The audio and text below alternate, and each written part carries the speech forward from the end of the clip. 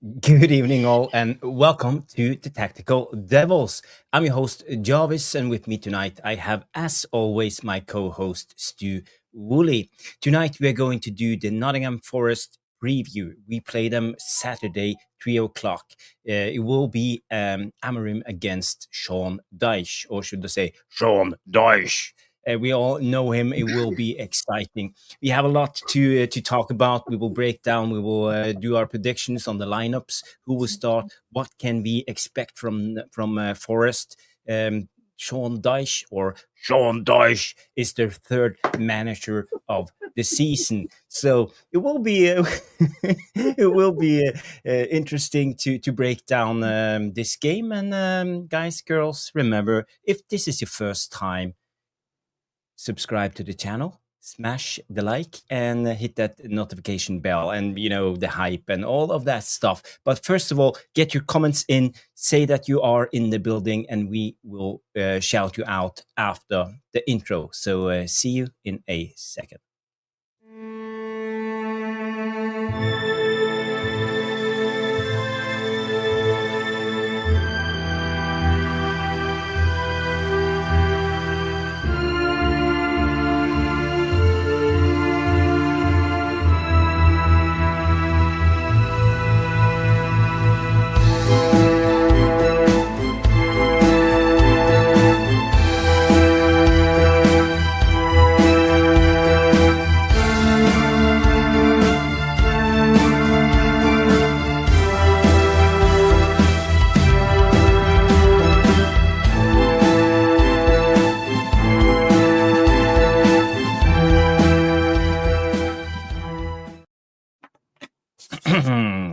Good evening, all, and welcome to the Tactical Devils. It's Thursday night, and we are ready for the tactical part of the show of the week.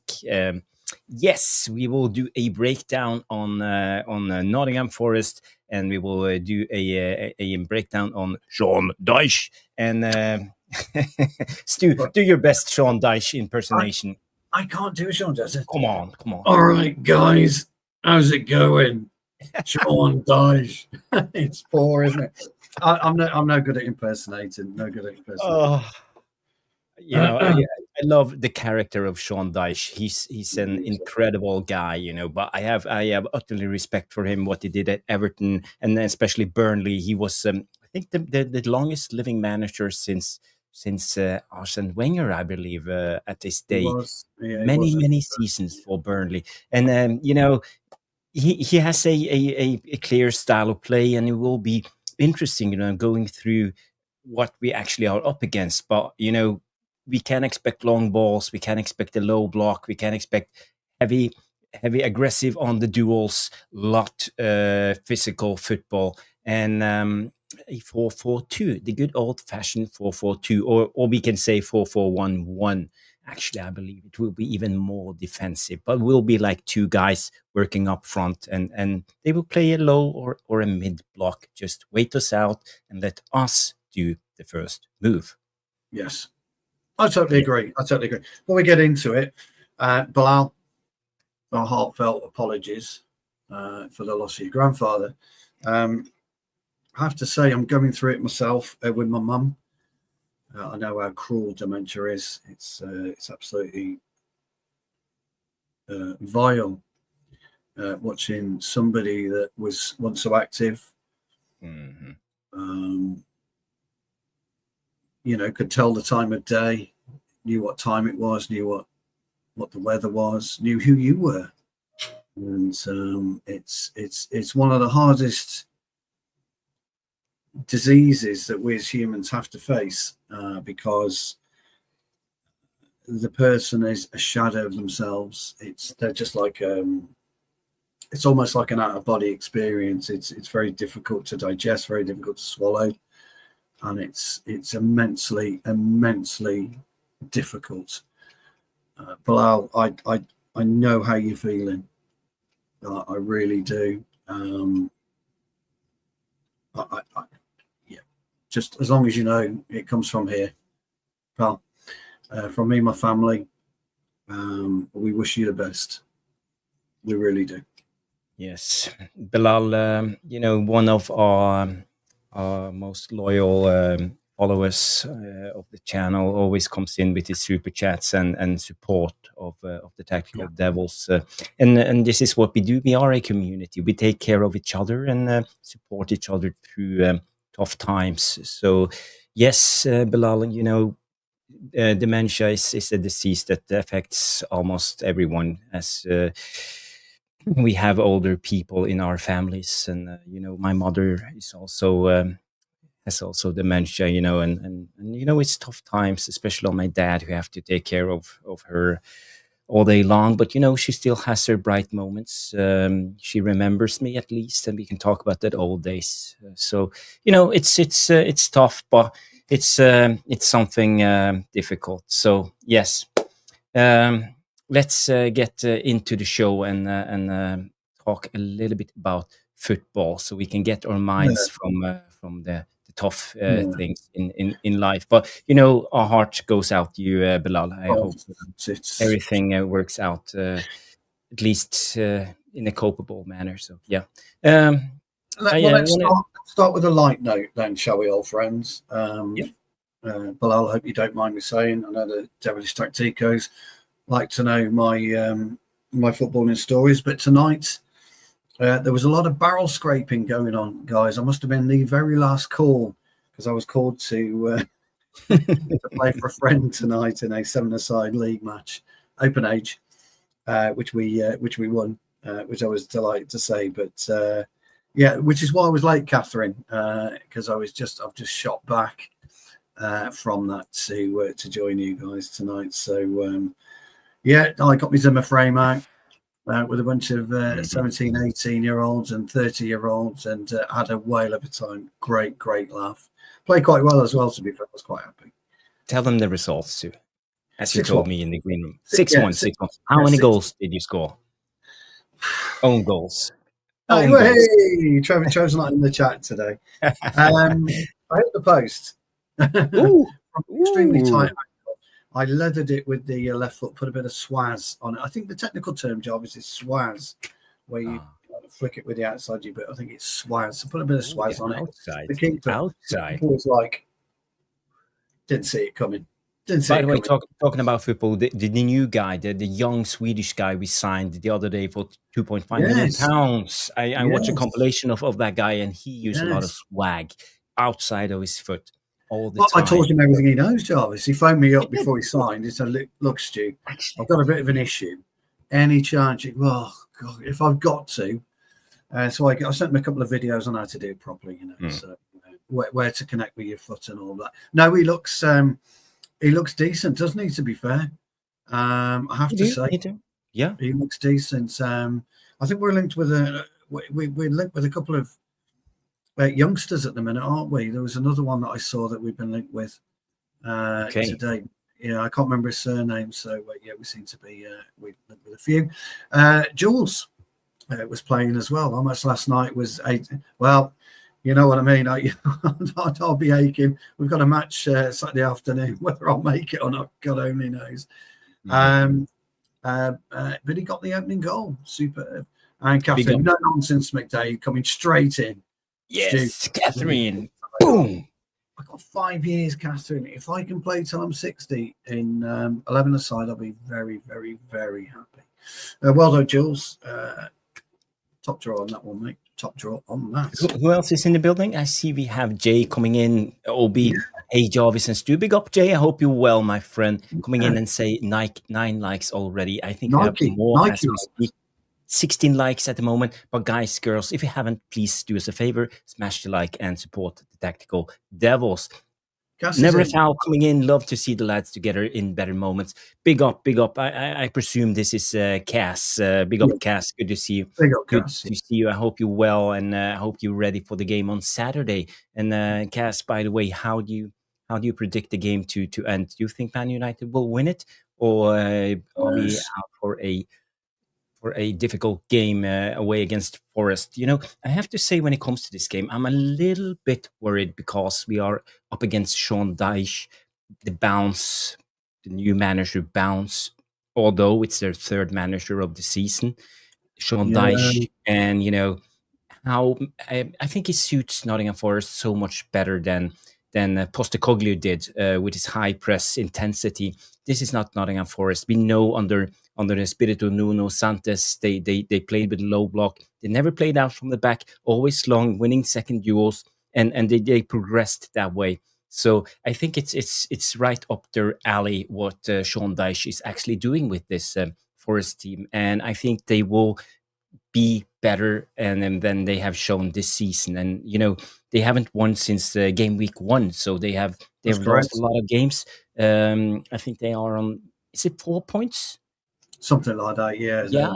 yeah. So they are fighting relegation, and I Not don't think fighting Nottingham relegation. Forest will be a team that will be relegated. They recently beat Porto 2-0, and 2-0. Yeah, Porto is a good team. They have Diego Costa, the goalkeeper, Samu Omerodion, the brilliant young striker. But they won the game in a convincing manner, and for me, I think it tells you a little bit about the level Nottingham Forest is about to achieve with Sean Dyche. So I'm just putting it right. out there. It won't be an easy game. It's not like we are facing a relegation fodder that have lost all their confidence. I think they are ready to fight again when it comes to this guy. Let's see who other is in. We have Amir Fekir coming in. We believe We it's believe in Amorim. Amorim. Yes, we believe in Amorim. Howler is in the building. Big up, Howler. Good to see you. We have Red Devil Radar coming in. Big up. Good to see you. So glad that you tuned in, Red Devil. And Belal is obviously in the building, as we mentioned him in the beginning. We have Roma Rebor. It's a new name I haven't seen before, coming in and giving his support to I Am Yeah, Titanium. very much. Adam Partridge, big up. Highlights, are you okay? Yes, we are, Yes, Adam we are. Partridge. I hope you are okay too. It's a Thursday night, and it's a weekend soon. Friday coming up. It is. It is. Yeah, yeah, So yeah. tomorrow we're going over to the new house to do a bit of measuring up. Ooh. Still waiting on a movement date, but we're still going over to the new house to measure up. Looking forward to our match on Saturday. We're away in Tewkesbury, which is Gloucestershire, which is a good hour and 20, 30 minutes from where we are. So we've got a big game. It'll be a really, really tough game for the mighty Tipton Town on Saturday. The and then mighty Tipton Town. mighty, yes. yeah. We're still mighty. Yes. And I'm really looking forward to hearing the result and then watching the game back.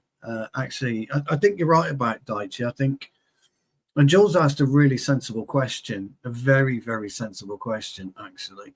And Jules says, with the rise of long ball counter-attacking football, do you guys think that any Barclays managers might get a job back in the PL, etc.?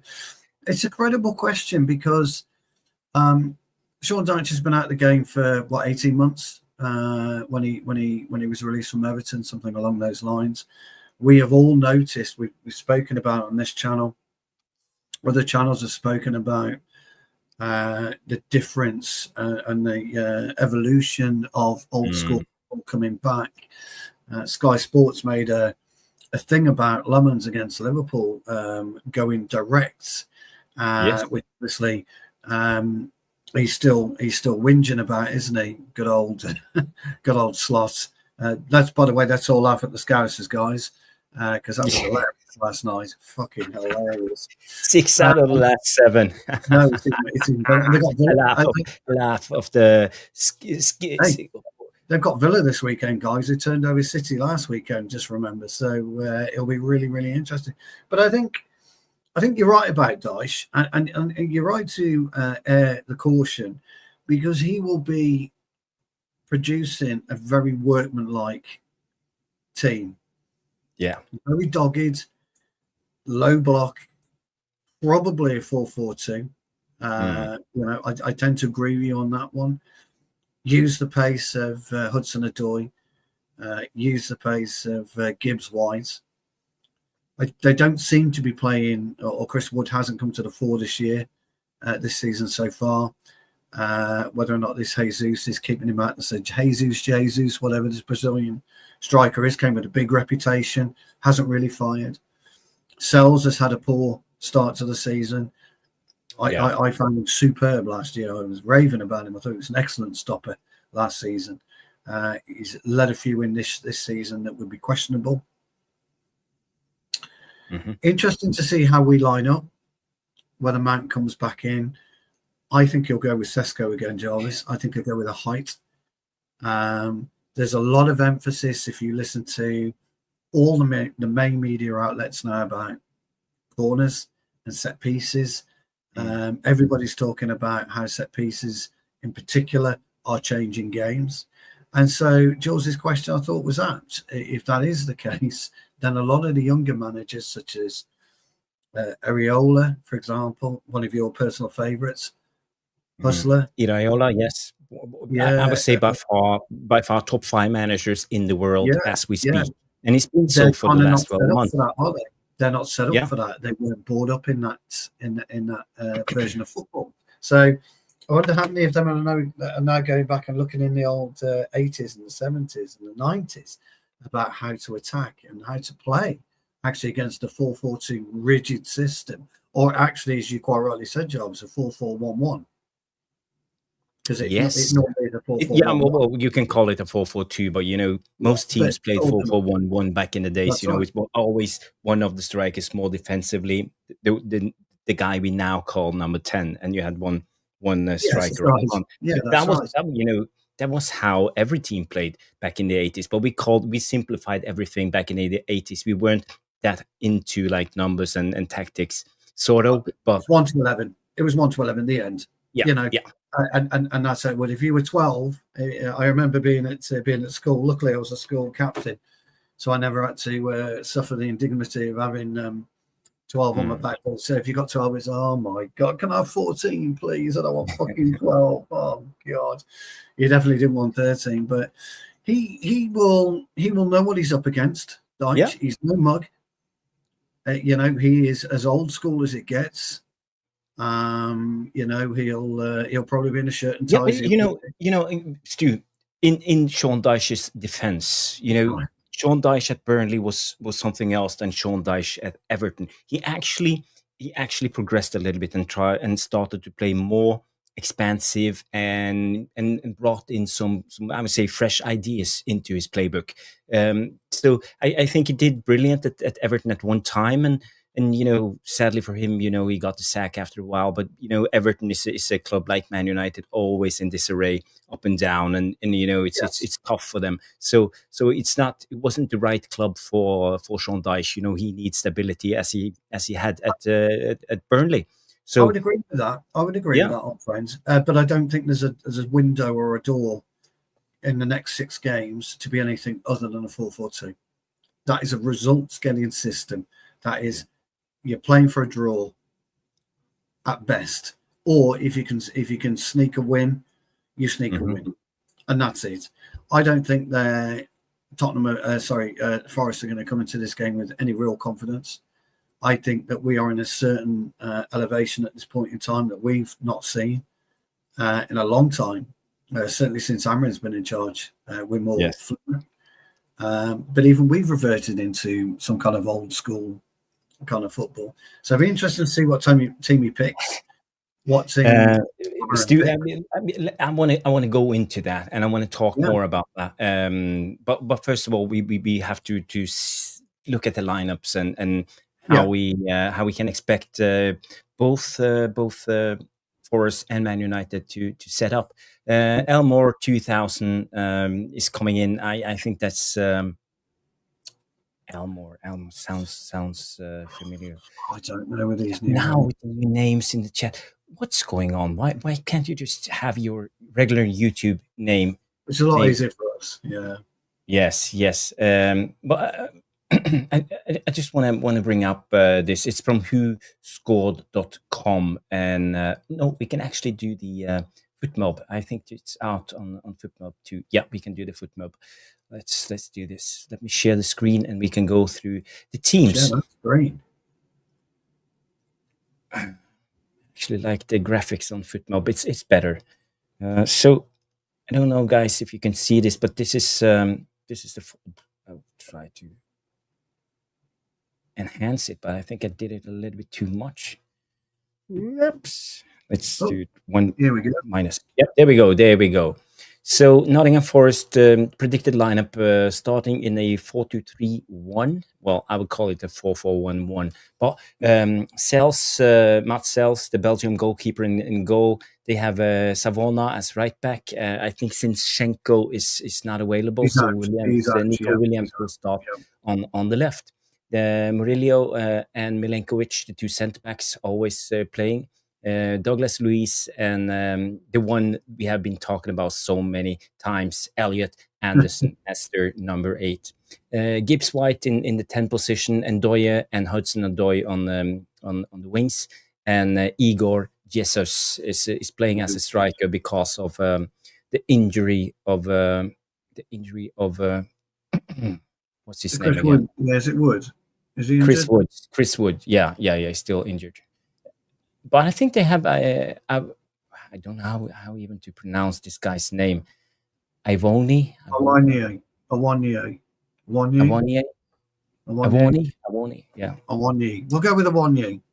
Yeah, he did well. Yes, last season. I think he scored almost 10 goals through the season. Yes. You know, being the backup for Chris Wood. So still without no Wood, I think Igor Jesus.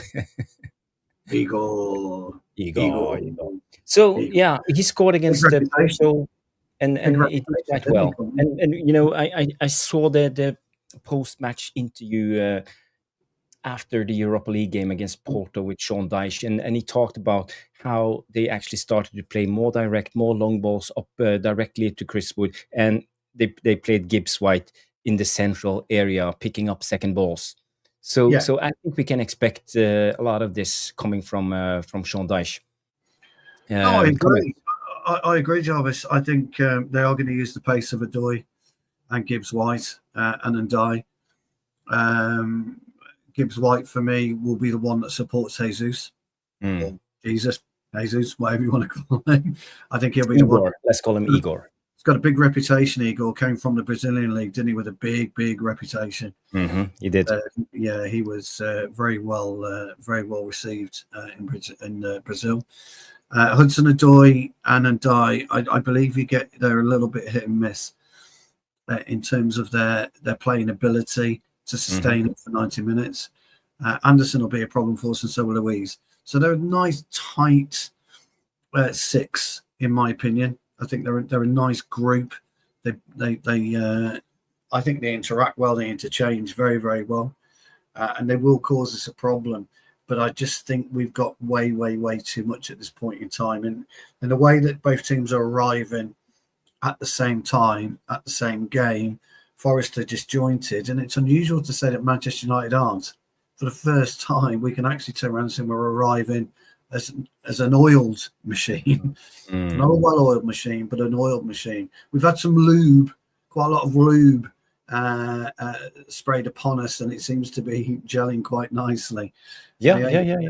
So from that point of view, it'd be great. What's our predicted team then to face them?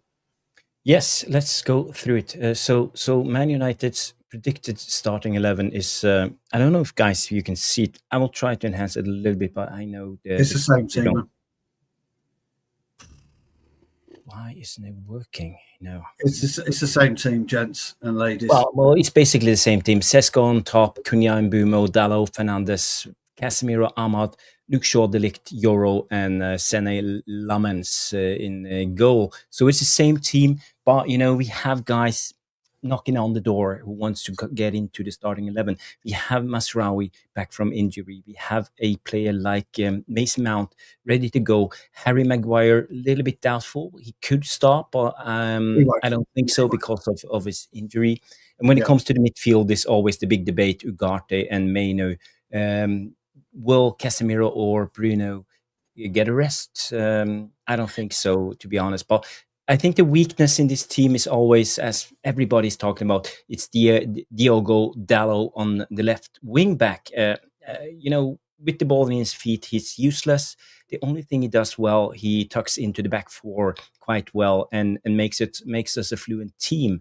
I think he moves in a lot of the right areas, and I think he understands the tactical aspect of the game. Unfortunately for him, I think he struggles with his technique and personal abilities on the ball, so it sets him Agreed. back. Agreed. But as a team player, I see positives. I understand in a way why Amorim picks him. What's the alternatives? We could, for example, play a guy like Masraoui on the left. Would that be viable?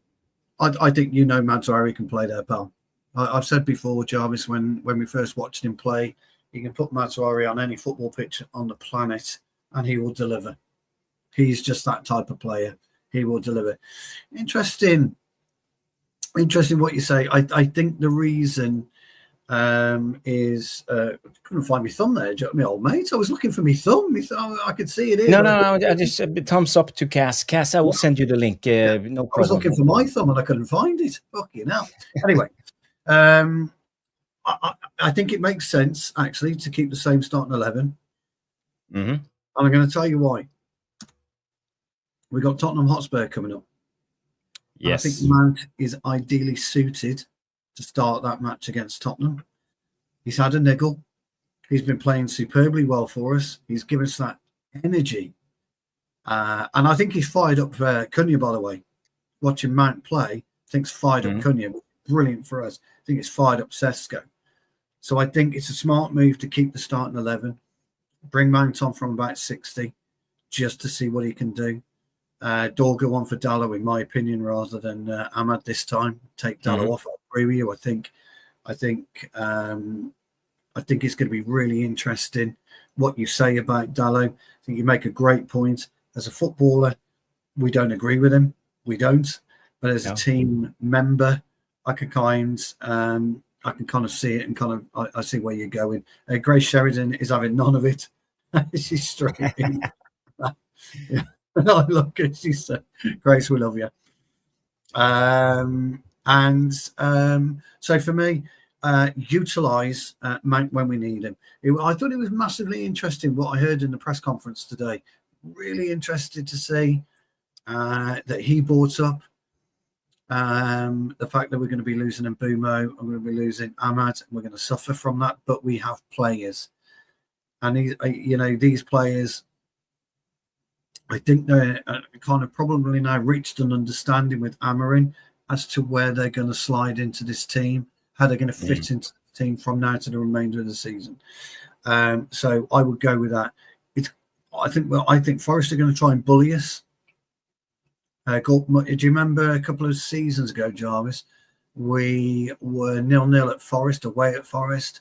Morgan Gibbs-White felt he was fouled, didn't get the free kick, got booked. What happened 2 minutes later? He was all fired up. The crowd was fired up. They took the lead.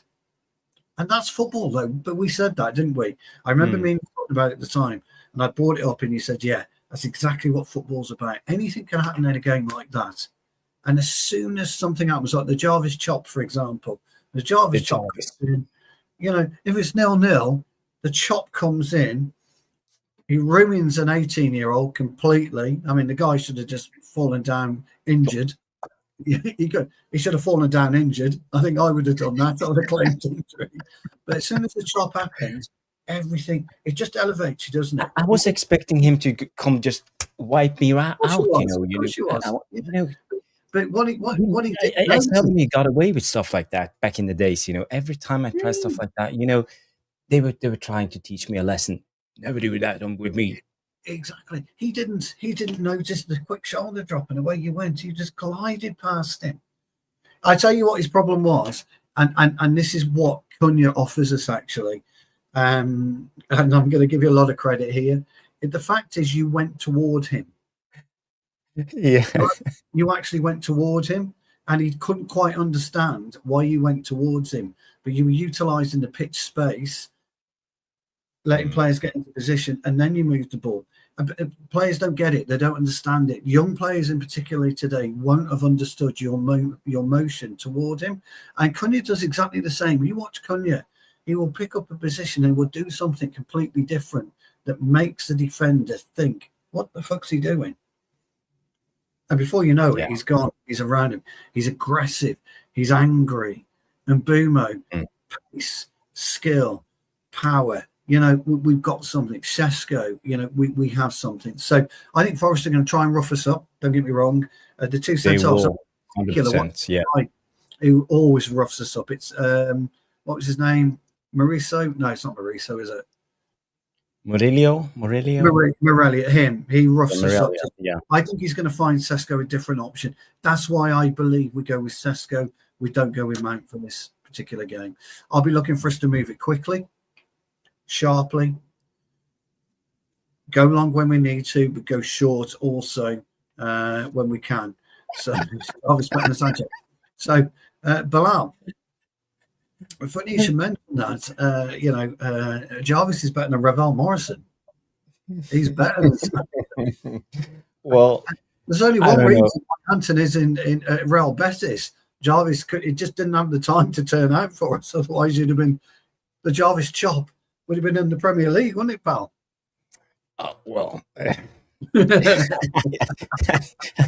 rather not talk more about. You know, I think I opened the Pandora's box when I showed you that clip. You know, it's a small snippet of a 48-year-old guy trying to play football against youngsters. But you know, I still know how to handle the ball. I can't run. I don't have the stamina anymore. I don't have the pace. You know, with the ball in your feet, you still can do it. And I think all of you can. You know, if you ever played a game and you had some technique back in the days, it's like almost riding a bike. You know, it comes instinctively. I didn't even think, you know, when I did it. It was just going on autopilot as it did back in the days. I can't agree with you anymore. I just can't because, you know, I went tonight and I said, the first thing I say is, what time is it? Yeah. 7:30 kickoff. We're done by 8:30. Great. So I'm there at 7 o'clock. I'm there. I've got myself changed and I'm warming up for 15 to 20 minutes. Because if I don't do that, I can't get going. It takes me 20 minutes to get going in a game now. So I have to do that. And I've got a specific routine that allows me to relax my legs and try and play with that bit of freedom. And, you know, players today, and you're right, muscle memory never goes away. When the ball comes in, and I know I joke about that. I just love that. I just love that stance. But the way that it comes in, the way you control the football, you glide it across, you go straight to this kid who's then thinking, I've got a problem now. Drop the shoulder, puts the chop in. I would have turned around and waved at him, by the way. But I think at that point, I did notice the heavy breathing at that point. in half time when I tried to do the snippet, I was gasping for air. Boxing Unfiltered coming in and say the greatest I ever saw was Zidane. Didn't have a tremendous pace, but he didn't need it. And that's the thing. It's a lot about rhythm. It's about how you. Football is a lot of trickery. You know, you just have to perceive to. Yeah. We talk about Jan Molby all the time, don't we? I know he's Danish, Jarvis, but he's from your neck of the woods, kind of. But he's what an exponent of just playing in the centre circle and just delivering masterful balls. Paul Scholes was never blessed with pace, was he? No, but he did. And this is where I think Cunha and Bumo are adding to something that we just haven't seen before. And this is why I was raving about him, Jarvis, when I came back from Ipswich that time. I was absolutely raving about it. I said, you know, watching this guy carry the ball. Special. Yeah, I saw it. And I remember coming to you and said, we must sign him. I went on stream. I said, we've got to sign Cunha. And that's it. And we have to do it because he just adds to us. What we're seeing with Mason Mount is almost the Mason Mount at Chelsea, aren't we? When you see a fit Mason Mount. And this is something you brought up in the beginning in the summer. I remember you saying about it in the summer, what you would expect from Mason Mount in the Amorim team. And he's the one that is the disruptor, not by fouling or not by winning the ball, but by pressing the zone. He presses the zone better than anyone else in our 11, doesn't he? So I think that's why we are probably likely to see him against Tottenham rather than Forest. Could be wrong, pal. I could be wrong, mate, but that would be my guess. Yes. Good question. By the way, Cass, if you have I sent you the link, so check out your X account. If I have the right one, it's I think it's Sheikh Kasim. Hopefully, it's the right one. Sheikh Kasim. Shake, bada boom. I didn't realize it's Sheikh Kasim. I love that. Yeah. Cass is brilliant. He has such a nice sense of humor. I love it. Yes. Stiller, yeah, you mentioned him yourself, didn't you, before we were linked with him? We talked about Stiller, I would say, more than a year ago. You did, been on my radar for a long time. It's been one of the most, I would say, best talents in Europe for a lot of years. And he played at highest level, so he's gained the experience needed. And now he's only 24, but he plays like a 30-year-old in a way. Like, with his experience, he comes out of tight positions, and the way he chooses his passes, his medium, his short passes, medium passes, long passes. He's very Tony Cruz in the way he plays. Yeah, but he also press resistive. He knows how to come out of tight areas. Medium to medium plus when it comes to progressive carries, and I would say the only thing maybe lacks a little bit is his defensive skills, because I think if you buy a player like Stiller, he will come in as the regista type of player, maybe a little bit deeper than he's used to. I'm not sure, but this is how I feel. But when you look at the stats, he's very similar to Bruno, but he doesn't have the number 10 skills as Bruno have when it comes to creating the X factor. Not yet, at least. But he could still come there, but he's young. So, yes, Sean, it would be the Bruno replacement. But I think then we need to sign a number 6 with more offensive skills. So we will play with like 2 number 8s, not a 6 and a 8.5, as we do today. Yeah, look, I think you've explained it eloquently, as you always do, old friend. The way that I think he's a glider. I totally agree. He's a wonderful player. He glides beautifully. I didn't know too much about him until you brought him up, and I started having a bit of a look at him. What you get with Andres, I know, by the way, I agree with everything the Devilish Tacticos are saying. He's going to have to put on some serious muscle, Jarvis, to come. Look, and unfortunately, and I know we're taking the piss out of our good old friend Wirtz, but Wirtz, he's 170 pounds, 6 foot tall, exactly. and he's 183 and 77 kilos for just a little bit more. Yeah, just a little bit more muscle, and he could certainly do some damage in the Premier League. I like him, Stiller. I think he's a competent footballer, and I think he'd be absolutely brilliant for us in terms of the Bruno replacements. But then you've got to find a real good, solid 6. And we were talking about this when we did our pairs, weren't we, a couple of weeks ago? And I went with Belaber and I went with Belaber and Anderson, didn't I? Wharton and Stiller. Yeah. Something like that, yeah. So, interesting guy. I do like him.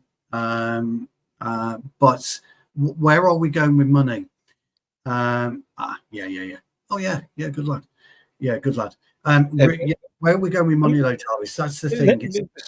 I just want to respond quick to Dave. When I talked about offensive, I mean playmaker-esque, the deep lying playmaker, the regista role, not offensive sort of. But yeah, I know where you're getting at, Dave. You obviously know your you know your stuff when it comes to football. Nicely put. Please continue, Stu. Sorry for Yeah. interrupting. Nicely put, Grace. It's coming what I was going to do. I think he will be more disciplined than Bruno. Absolutely. I've got no problem. But Yeah. my point was going to be, my question was going to be, if you go with a Stiller, or you go with a Wharton, or you go potentially with a Belaber, and now we know with an Anderson, where do you go after that? Because you buy one at 70 mil. And what do you do after that? Because you're looking at tying up potentially 120 to 140 mil on a 6 and an 8.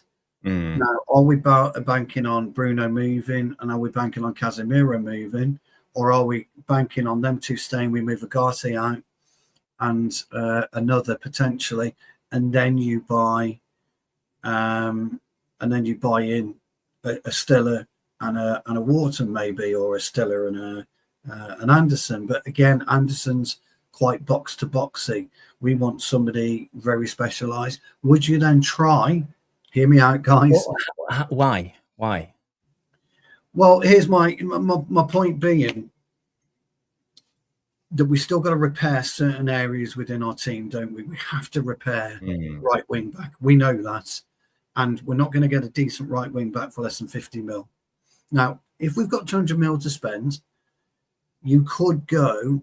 You talk about left wing back, don't you? I'm right. The Dallo position.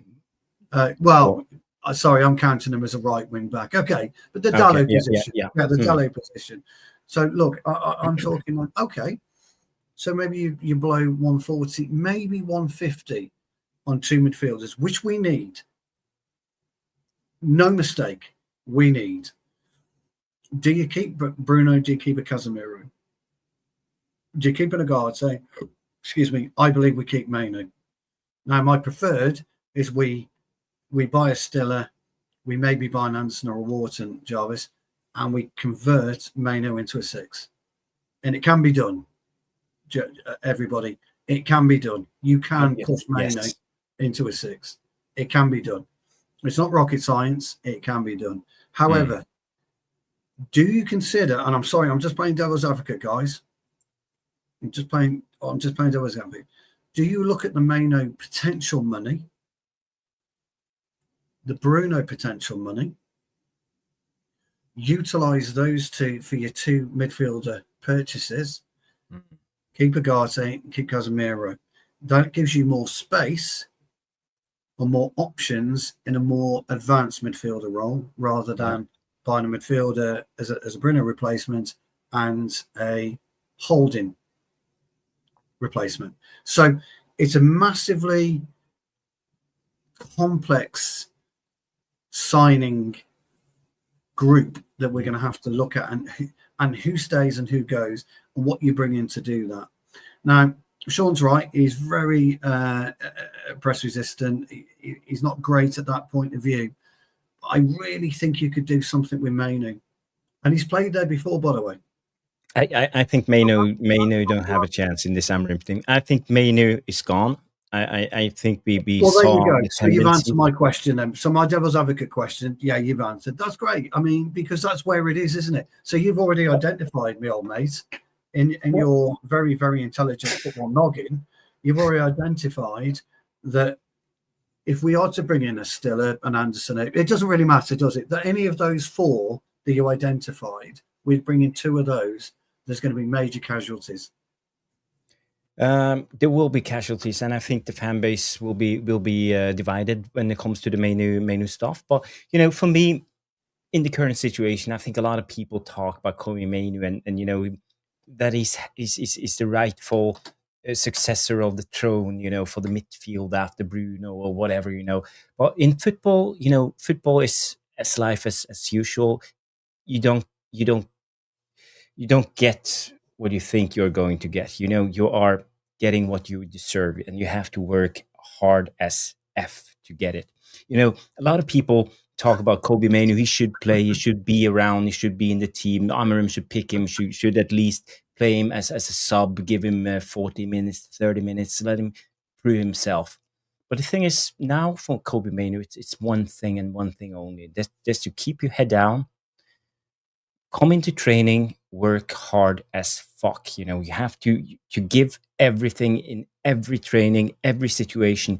And if I was Kobe Mainu, I would actually do it a little bit more. I would come into training at least 1 hour before it started every day. Every morning, I will try to be there before Rúben Amorim himself every day in the gym, letting him see me when he walks in the hallway to his office, seeing Kobe Mainu actually putting in an effort.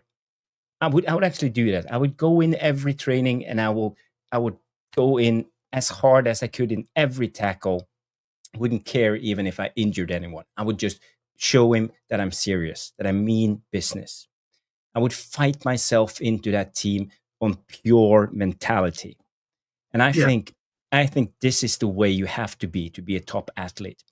There are other people who sits down and mope and piss and complain if the gaffers not pick them. They go into social media, they do stuff that's not good for them, because if they think it through, they only hurt themselves. Let's say we talk about Jadon Sancho, for example. You go out against the gaffer, against Ten Hag, you complain in social media. What did it get him? Nothing. It made everything worse. He could have done one thing. He could have sucked it up, went into training, be there 1 hour, 2 hours before the gaffer, put in everything, 100% effort, and proved everybody wrong. But he didn't. And now he's a clown. He's a joke. And this is what you get because you don't have the right mentality. As a Man United player, as a footballer myself, I know how to do it. And everybody should, a lot of these footballers should grow the fuck up and start doing the job, being footballers, and do what they should do. That's just my opinion. What's your takes, Stu? You're preaching to the choir with that one, though, aren't you, pal? I mean, crikey, you've heard me whinge and moan about modern day footballers for years, pal. You sat there laughing at me because you know where I'm going to go with it. And I know, but you're right. The thing is, you're right. I mean, you can only talk about you as a man and a human being. And Catherine's right. Players nowadays are crybabies. She's absolutely right. Sean said, "Young players don't do that anymore." He's absolutely right. And we don't realize about these players. We don't understand these players, but yet we've always turned around and said, "There's no discipline allowed anymore." As soon as you discipline somebody, I'm calling HR. I'm doing this. I'm doing that. I want my agent to sort it out. He goes and he has a mess. You listen to Paul Scholes on Stick to Football or whatever, or the Overlap, what it was just recently. He talks about the fear of going in to try and get a pay rise out of Sir Alex. Sir Alex gets a black book out. There's probably got nothing in it. And he turned around and said, "No, you're earning the same as, X, Y, and Z. Yeah, you're on enough money." That type of thing. Scholes walks out going, "Yes, sir, yes, sir, yes, sir."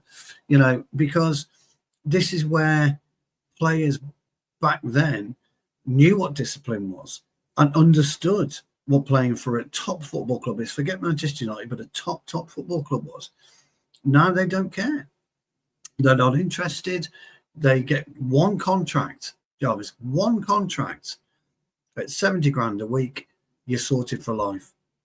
Scholes was talking about a contract of £2.5 million a year, 5-year contract of £2.5 million a year. There you go. If you are sensible and through over the first 12 months, those 5 years, all you do is live within a £2.5 million budget. Okay, you come away, you can retire after 5 years. You can just fucking retire. But footballers aren't that sensible. They're just fucking stupid. They're like jackdaws. They really are like jackdaws. You watch these players when they come out, and sometimes they'll stop and they'll sign, and these kids are making them gifts now, aren't they? Giving them little shin pads, giving them bracelets, giving them certain things. These kids are spending their time at home because they absolutely idolize these people, idolize them. And we were lucky when I was growing up. You'd be lucky if you got a fucking letter through the post from Gary Bailey, or who was my very first signature, because I wrote to them and I was waited 6 months for a picture of Gary Bailey and a fucking signature to come on. Nowadays, you go to Carrington, they come out, and sometimes they stop, sometimes they wait. Football has has evolved so much in terms of celebrity. And I hate the word celebrity. I think it's the biggest nonsense on the fucking planet. I don't believe anybody is better than anybody else, whatever you do for a living. I just don't believe it. But footballers are like that. We allow them to, to be like us, this kind of messiah, and it just fucking winds me up. So when you go back to likes of Manu, Jarvis, you go like Sancho, Ravon Morrison, whoever you want to talk about, Danny Canamatri, when he was at Everton, he was a fantastic footballer. Dropped off the face of the earth because he couldn't be bothered. Hi, Kaz, how you doing, pal? And this is what we are. Yep. This is who we are. And I would love it to stop. I would just love that kind of side of the game to stop. And it actually means something again to the players. Now, I looked at Cunha. Just look at Cunha's face when he scores on Saturday. It's the best thing that happened to him. It was like the best thing that had absolutely happened to him. Same with Sesko. Sesko's all over him. I want to see that type of thing again. Big up, Cass. Good to see you, mate. Looking well. Oh, you too, mate. Because he, you know what I mean? Smiling. People are we're smiling as fans. We are. It's amazing. We were talking about this the other day. Good days. Crazy. Well, it's good. It's good to be a Man United supporter again, and you can finally put your chest out and actually give the other one some banter. Liverpool now losing against Crystal Palace, and it's good days. 6 out of 7. So what's your take? Yeah. What's your take on Arne Slot? Do you think he stays in the job or long may it continue? I mean, they would. All I'm gonna say is I think Liverpool fans are pathetic. I think they're pathetic. I think the ones that want him out, you're pathetic. I mean, he's making a lot of mistakes, but he's just won you a Prem. You're not glamorizing titles in the last 40 years. Let's be honest with ourselves. It's like, give him the time to at least try to work it out. It might not be great right now. Look what we went through, and some of us have kind of still remained-ish. I know you spent 450 million, which is fair, but you don't always look towards the manager. Sometimes I'm thinking, why is no one giving the board any stick? Is anyone thought to give the board or the director of football any stick? Like, I've not heard one thing about Richard Hughes or the new CEO, the transfer guru. Like, did they thought that they were going to lose 2 winning runners, which I didn't actually think about at the time. But you lost 2 hard-working runners, off-the-ball runners, and replaced them with someone who likes the ball to feet. So what can you kind of expect? Don't get me wrong. I think tactically he needs to change without a shadow of a doubt. But it's just like, you just won your Prem. You're not a million miles away. You're not going to win it this year. Let's be honest with ourselves. Accept it. The quicker you accept it, it's like, cool, let's just try to get something going with this guy again.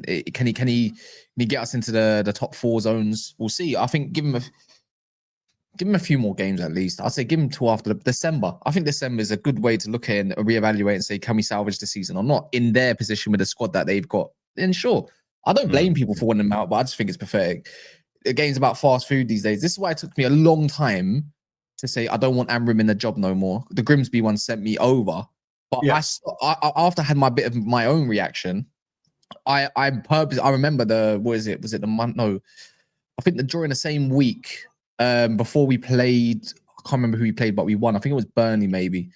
But I was saying I'm not even Amorim in or out no more. I can't be bothered. I said I've kind of accepted. It doesn't matter what manager we get in. As much as I would like Iraola or something like that at the time, we're never going to control a game of football.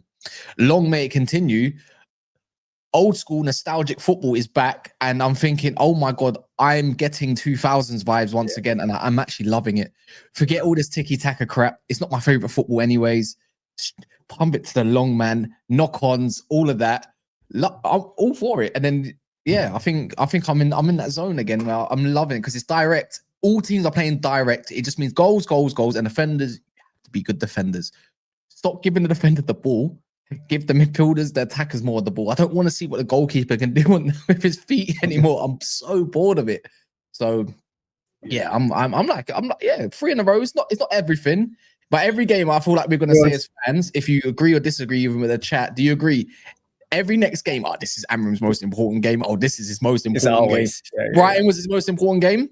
Now Nottingham Forest is now his most important game. Now we're gonna have to go to another bogey side in that we lost. He lost to 3 times technically. It's his most important game. It don't really matter. It doesn't matter. Yeah. Yeah, and it will be like the revenge story when Amorim faces Spurs, but we will come to that one next time. But you mentioned football going back to the older days, and yeah, I see a lot of things when it comes to Amorim's tactics, and a lot of people have talked about the man marking and how the centre backs follow their man all over the pitch, and I would say I did some thinking on that problem, and for me it's a strength, but also a weakness. We could be easily outmaneuvered if we face better Who? oppositions. Let me just, Let me yeah, I let mean, me hold you there. Let me hold you there. say, Let me say hold you there. I what? don't know if you're going to do it. Who? Name me the great footballing sides that can do this. Well, it doesn't take much because let's say, for example, Delict follows last game. He followed Welbeck all up here. He did. Suddenly, when you do that, we have to tuck in, and we usually go into a back four. As soon as we do that, Cunha goes down as the wing back. So have you focused on the Dalot Cunha area, because a lot of the times they overloaded when we drag them out like this. So it's so easy if they win the ball or keep the ball, they just shift play to the other side where the defender came out from, and then they overload the area. So it would be easy for Brighton if they were prepared just to hit that, because Brighton, they love to play pass to feet, bounce pass, 1-2s, but they don't shift play effectively enough. So as soon as we meet teams with better passers, long ball passers, crossers, and people who can shift the play, I think we will be in trouble when we do this. So for me, I think this was a one-off. I think Amorim understands this from a footballing perspective. That's just my thoughts when it comes to this man marking thing, because I think it has to be zonal in a way, and someone has to defend that area. You can't vacate your area. Yeah, right. Let me be a Paul Ince. Let me be the destroyer in all of this conversation. I love this. I'm going to break up play right now. Fine. 100%. The 3 different teams that we played against have all 3 different styles that we play 3 different styles against, right? So away from home, we play very different to a Liverpool team that wants to get on the front foot, could never get on the front foot, and we nullified certain spaces and areas, right? And it wasn't always pretty, but it was enough. And then the following game, who did we beat after or before Liverpool? Sunderland. We basically done a man marking job through a midfielder and Mbumo, by the way, in Xhaka, the same guy who ran the midfield against Chelsea. He had a very good game once again, and he's had very good games this year because no one can get close. We nullified their wide space, except for the first 5-10 minutes, I think it was, when they got an offside cross that they probably should have buried, but it would have been discounted. And in this game, we played against a footballing side, a real footballing side. Because you spoke about these teams that want to play quicker and everything. If we're going to go to Forest, they don't have the players to, nor did they not have the players to do it. They don't have the coach to do it. Brighton are one of the better footballing sides. So that quick turn of pace, you probably expect more from a Chelsea side that we've already got past, or an Arsenal side, or a Man City side, where it did fail, don't get me wrong, but we played very differently. So the way I look at it, if you look at the better footballing sides in this Premier League right now, who plays like Brighton or something similar, the one that hurt us the most, again, I don't really count it as much because I feel like we were just as good as them and got a result. We should have got a result. It was Brentford. We conceded 2 mistakes. It was individual error more than Brentford playing amazing football, which was Maguire out of position plus the low, and also the keeper. Don't get me started on a beating there. But I look at it like that. I think scouring around, Bournemouth play at a pace. I think that's the only one that can really, really hurt us the way they do. And also, I've seen that. I think Arsenal laid the blueprint how to beat Palace, and as long as you stop something similar, which we've done to Ruta, I think their whole counter press is shattered, and it looks very, very much low block. But they got a very good structure, so it'd be hard to break them down. I think the way you deploy that, I think it can work at home, but away from home, you get destroyed. That's kind of how I'm viewing United at the moment. I'll be very interested. You know, the best thing about this test, I don't know if you lot agree, this Sean Dyche setup is another character or a different kind of side that we played against in the previous 3. So it'll be see how Rúben Amorim does deploy against these lot, but they don't have Chris Woods. So if they want to run up a 4-4-2, it won't work. They got a Wonyi who's never fit, he usually gives us problems. I don't know if he's going to start him. He'd be smart to, in my opinion. But I look at this thinking, I remember Sean Dyche when he took over Everton, we smashed them 4-0 on Amorim. It was like, oh, I didn't expect that one. They were having all these results. Not saying Yeah, that yeah, too. yeah. And Forest, their confidence is shot. They're very weak on corners. They're very weak on set pieces. West Ham proved that as well. If you want to go back, and they're a poor side. We Yeah, get yeah, to yeah, play them. yeah. Funny enough, I just think of them. This is why I think Sesko is so perfect. And But- you know but- what? but- I'm going to say. I hate this. I've got a feeling Harry Maguire comes back into play. He could do. He could be. he could Yeah, do. yeah. It's a good I think point. the aggression of a Delict out wide might be better for this kind of game. Euro probably be benched, but you kind of want Euro for the passing. But I just don't think. Sometimes I think against teams that got out wide players that are amazing, which I don't think Forest have. I think aggression is better than more players. I want someone to smash into Hudson-Odoi. I feel like Euro would be kind of he's got that vertical pass, which Maguire can have when he's not under pressure. I think it can work in favour. I think he's going to do it. I think away from home we're going to see a lot of Harry Maguire. I've got a theory, anyways. It's not a bad theory. I mean, I just want to touch up on the man marking. Traditionally, man marking was always done by a single six played in a double pivot. You look at Herrera, you look at Phil Neville, and they would be the ones that would follow whoever it may be it Reyes, be it Root or whatever around the pitch. Amorim's done it slightly different, as Kaz says, by using Mbumo, Jarvis, as you said, by using Delict. It's unusual to see that man marking so high up the pitch. And as you quite rightly say, when Delict comes out, you are pushing a hole in it.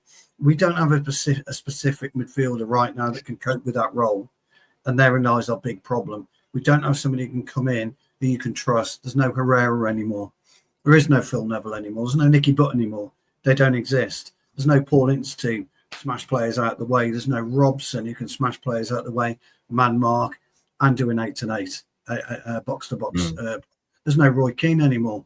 Started life out as a box to box, finished as a 6. Ryan Giggs. These players don't exist anymore. The mentality of the modern day footballer won't allow it. And this is what grinds my gears more than anything, that players cannot adapt and look at certain areas in a team like Mainu and say, right, where can I affect this starting 11? If I want to shoehorn myself into it, where can I shoehorn myself into it? And Szoboszlai, for me, just currently, right now, forget he's a Liverpool player, is the key person to this, because he will play right back or he'll play midfield. You take him out of midfield, it's a big problem for Liverpool. But you put him at right back, he's probably better than Bradley, who is a natural right back. And that, to me, demonstrates a willingness and a mentality of a footballer. And that is our biggest problem right now. So whatever we do, going back to what we were talking about in midfield, whatever we do and whoever we bring in, they've got to be super versatile. Football today is going to require versatility. It really is. 100%, yeah. But I'm with you guys. I think Saturday will be a fascinating game. I do expect us to win it comfortably, by the way. He probably just won't look pretty. Yes, that's right. It won't. I don't mind it. And I don't mind it. It'll be like Ten Hag in his first season, Jarvis. You remember? I think that's how we met. I think through the Ten Hag season, and I was like, we didn't care. It was more about you get the wins. It's not that horrible, but you're getting the wins, and I know my defense is gonna shore things up at the very least. Like, remember, and we got Martinez coming. I do wonder if there's see. I'm a very much against Martinez and his whole role. Like, I don't think his abilities off the ball out wide. That's what I'm gonna imagine he's gonna be is horrendous. But maybe in a game like this game, if he was fully fit, you probably think, oh, wouldn't mind him. I mean, he's got that Luke Shaw, the only one that can. Martinez can cross the ball very well. I must admit. But everything that he has, I think it's just more negative to positive to having him. I just don't think he's going to displace Shaw anyways, but there'll be a game for him. I always said this, and it's funny how the low. See, there's a method to my madness. Are you willing to hear me out? Yeah, go for it. Go for it. Cool. Now, I don't know whichever way it will work, but Luke Shaw looks comfortable where he is. Change the low and put Martinez there, because the low doesn't even get past Cunha that much. And if he does, he passes backwards. Cool. If you see the low's role recently, it's been more inverted, which helps Casemiro's cover work a lot better. He's not technically wide, but he comes in and you see Luke Shaw do the overlap. Pretty similar to what Inacio was doing for Sporting under Amorim, right? It's like, well, why don't you put the guy who's super comfortable on the ball, technical, and he doesn't have to do all the responsibilities of cover work and recovery out wide? Melas is another one, but I'm past that ship. what does he offer bar keeping the ball and being a little bit technical? Not that much. Martinez has I've seen him crash the box, Liverpool. I've seen him get involved, Villa. I've seen him actually, keep possession the way I need to. I do wonder. I know he doesn't have the pace for it, but let's not act like Delo has the pace for it. Let's not act like anyone that's doing that role really, at bar Dorgu, who's hot and cold, have that bit role for it. Yeah. I'm just wondering, in a more possession dominated kind of team against a team that doesn't really want the ball, is Martinez could be if he can go and do that role specifically, or would he swap Shaw there to utilize the whole pitch? But the only issue with Shaw is there's too much of a risk. Is he going to get a relapse of injury because he's doing too much work? I don't actually think. I think he does more work at left centre back than he would do at wing back, Luke Shaw, for me. But you don't fix what's not broken right now, right? You don't try to fix what's not broken, so you keep that structure. I wouldn't put him straight in there, but it's just a food for thought for me if you're going to play this in wing back. I like the way we're closing out the space narrowly, because wingers are crap these days. They are crap. These wingers that are touchline and doing up the most, which we don't see as much, they all want to shoot, so they're going to come inside. So keeping it narrow is actually a benefit right now to Casemiro and all this. The way we're playing, it don't look like a 5 back where we're pinned back. It looks 3 back. An instant Brighton. Yoro, the ball that over the top to I can't remember the Cupia, whatever his name is Ahmad was nowhere to be seen. It was like, right up the pitch. That's why it's nice to see there's a bit of risk, that he's trusting the team a bit more, and maybe the players are trusting each other to do their jobs. And the cover work, De Ligt is the best. I love De Ligt. He's our captain next year. Watch. Okay. He's our captain. He's our captain. The fact he's only like 24, 25 is immense. If you see one why he's so switched on, and I want people to have a look at this. There's a one where their goalkeeper Rúben, they passed it backwards and he went very long. And he created a chance from it. But before he's kicked the ball, go look at De Ligt's head. He was looking at him, and as soon as he knew he's going to cook the ball, switched on. He's running right back, and before you know it, it's a 3v3. But he makes it a 4 versus 3 in defense, and we end up obviously defending against Ruta, I believe it was. And it's just little key elements like that, which full sprint when needed. Yeah.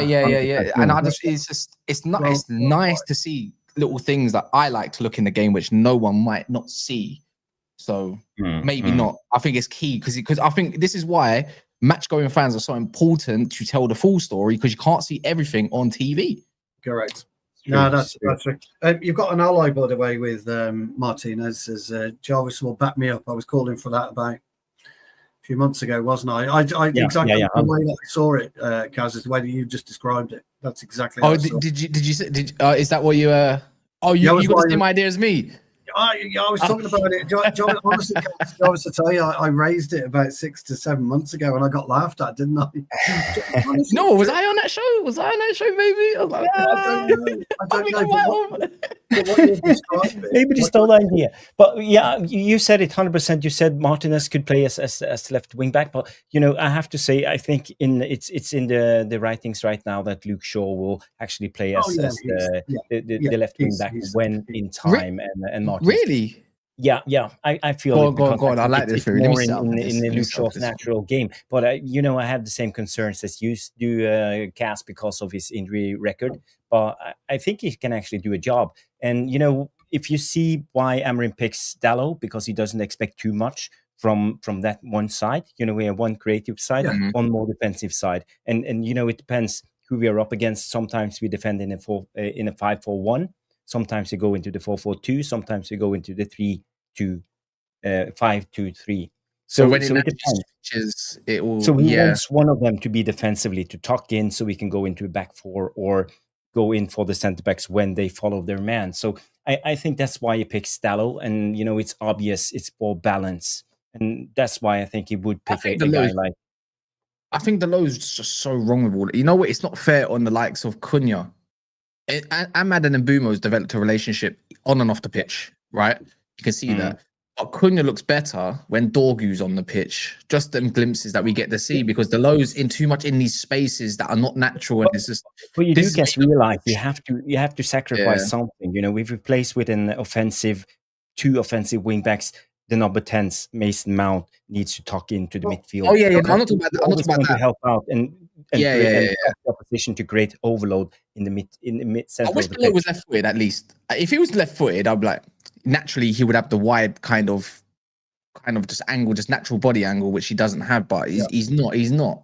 What do you mean when you say the writing's on the wall for Shaw to go there? What makes you so? When Martinez comes back, because I think Martinez fits the Amorim system perfectly because of his passing range to break the lines, and I think because we want to go directly from the wide centre back directly to Cunha and then set up the diamonds. But I don't think we want to dilly-dally on the midfield or the wing back before we go to the number 10. But he does travel into that channel, though, doesn't he? The way that Cass was describing a wing back was to play 18-yard box to 18-yard box, and that's it. There's your channel, that very narrow channel within that catchment area, and you don't need pace, you don't need anything but ability to use the football, and that's for crossing. I'm with you on this one, and I talk about it a lot, don't I, Joe? It's about crossing from deep. The good old-fashioned 30-yard cross across the ball. One of the things that I don't particularly like about the Ahmad and the Mbumo partnership is the inside cross rather than the outside cross, because it's more telegraphed. And that's the only reason why I believe it's better to do that. It'd be interesting to see what Amorim does, because he's made some interesting observations, I thought, today. In his press conference. He's never really spoken about normal today, didn't he? He sounded normal, like he's back to his he started like he was talking football. He started talking football, didn't he? And he started talking about, I've watched Porto, I've watched Forest, for the last 6 games. He started Maresca when he watched the last 9 games and he completely changed everything up. Ooh. Yes, that's right. Yeah, Maresca God forbid you get paid millions and you can't figure out Sunderland. But he was crying, wasn't he, Maresca? Maresca sounds like Amorim, and now Amorim is sounding more like a reserve, like Maresca basically at the back end of last year. I know, it was amazing, absolutely. But guys, I just want to play this jingle because we have a super chat. Is going. We have a super chat. Oh yeah.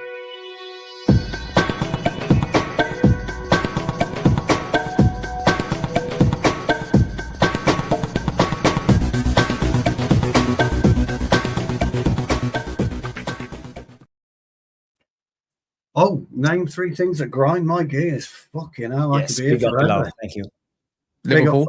Bilal. I could be here for fucking ever. Celebrity, absolutely fucking grinds my gears more than anything. The Scousers, of course, and they do, because that's just life. I mean, you can't like football and not have the Scousers grinding your gears. And modern day footballers. Those are 3 things that grind my gears. But trust me, Bilal, I have got thousands. They're great. I am the original grumpy old fucker. That's it. I am old. I'm grumpy. And you're allowed to when you're in your 50s. Exactly right. Exactly right. I'm into it. My house move is currently pissing me off because it's not doing anything. No, waiting for solicitors and all that kind of shit. So I could go on forever, Bilal. I really, really could go on forever. But I love the question, Bilal. Thank you. Big up, Bilal. Thank you for the super chat. Go on, Jarvis. What grinds your gears? 3. Go on. Give us 3. People try to wiggle their way out of things they know they have the responsibility for, not taking accountability. That actually grinds my gears. But I just want to go back to football or maybe Cass. I'll give you one. The one that everyone will agree with straight away. Taxes. There you go. Oh yeah, taxes. There you go. Taxes. What grinds your gears? Taxes, women, and Liverpool fans. There you go. Done. There we go. That's good. Women. The laughter. Arsenal fans are like B category, but Liverpool fans do my head in. I think we all agree. I just want to talk a little bit about tactics because still triggered me a little bit when you talked about football going back to 2000s. I feel we are even further back, like in the 90s or even in the 80s. When it comes to now, what Amorim is actually doing with the man marking, it's more of I don't know if you guys remember the Dutch national coach Rinus Michels in the 70s. He was the coach He was of the coach. Yeah, of 78. the Netherlands teams in 74 and 78. Took them to the Okay. final Yeah, both he did. times, and they played the total football. He was the mentor of Johan Cruyff, by the way, and he played the interchanging of football. We talk about the Ajax style, but the Ajax style has evolved since the days. But it was a lot about man marking at the time, and suddenly there came some other managers in the 80s. The Italian manager of Italy '82 who won the World Cup. I can't remember his name at the moment, but he evolved the catenaccio. And in Italian, when you say the catenaccio, it means the door bought. So he just bought the defense, so no one can come through. Oh, there you go. And Enzo Bearzot. Yeah, Bearzot is his name. that was his name. But the thing is, a lot of managers did this in the 80s. Beckenbauer, Arrigo Sacchi, for example, before he evolved with a more not just man marking, but it was a mix of zonal and man marking with the AC Milan team. But how they did it was they started playing with the sweeper or the libero. I don't know if you guys remember this. The libero, the free man, the one in the middle, the one in the Yeah. Leeds. Who's the best? The most recent one is Leeds. What's his name? what's his name? Oh, what's his name? He used to play with all the time. What's his name? He was the famous Leeds manager of recent. The Uruguayan. Lucas Radebe. No. You're on about Bielsa. You're on about Bielsa. Bielsa played with that. That's his Bielsa. whole thing. Bielsa, He done that yes, with. yes. He done that with. He was on loan at the time. The centre back. He went to Brighton. He was a Brighton loanee. I can't remember his name. He was doing that kind of role, and he absolutely swept the championship with it. For example, I can't remember his name, but I'm interested in hearing. Ben Do White. you guys think there will be a chance that we will see the sweeper coming back into the Premier League right now? Because I feel that everything goes in cycles, and how are we going to defend against? That's amazing, because I think the Ligt is an amazing sweeper centre back. I think that's his best role. If I looked at his characteristics, I think he'd be amazing at that role. I mean, you got an Ajax figure right there. We're talking about born and bred for it. People think he's very good on the ball. It just doesn't look amazing on the eye. Trapattoni. Do you know what the interesting thing about a sweeper is, Jarvis?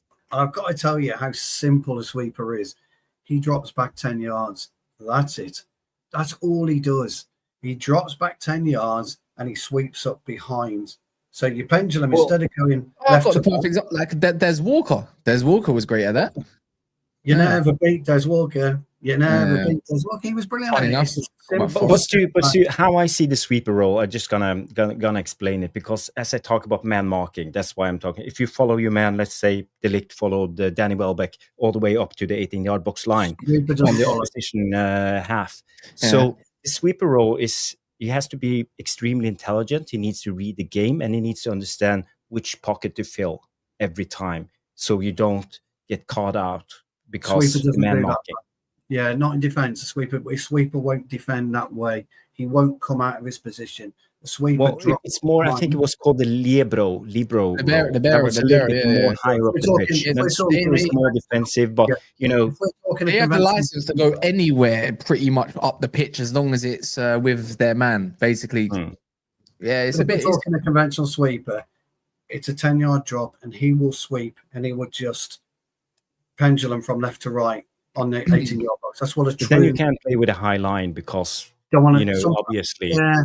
But when you got Casemiro, you can, and inverted wingbacks, you can. I mean, the only issue with that is, do you remember this? You don't remember this game?